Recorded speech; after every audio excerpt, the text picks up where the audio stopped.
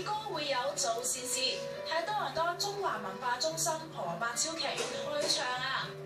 好開心咧！今次又可以嚟到多倫多咧，同腎臟基金同埋輝會呢兩個慈善機構咧嚟做，我哋又有一個機會咧可以嚟開我嘅個人嘅演唱會啦，一共有2場添，係會唱50隻歌咁滯嘅，即係話50年裏邊嘅最好聽、大家最熟悉、最共鳴嘅50首歌。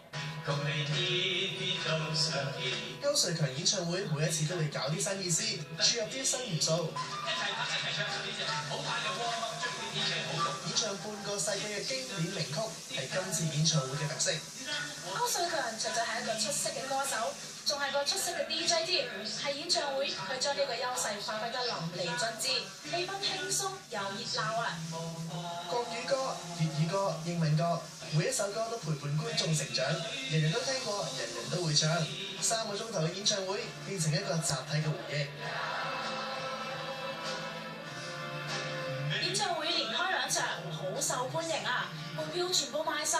2個受惠嘅慈善機構可以為社區提供更加優質嘅服務。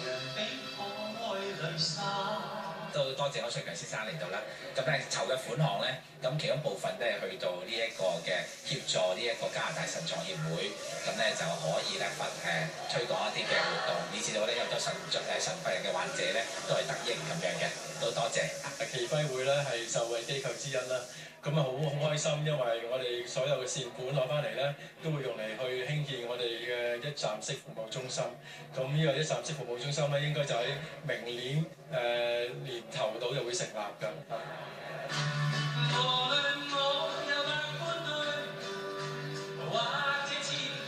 唱歌做善事，捧場聽歌都係做善事㗎噃。咁就坐低好好欣賞啦。面對世界一切，那會放全心保存真的我。聽完邱瑞強嘅經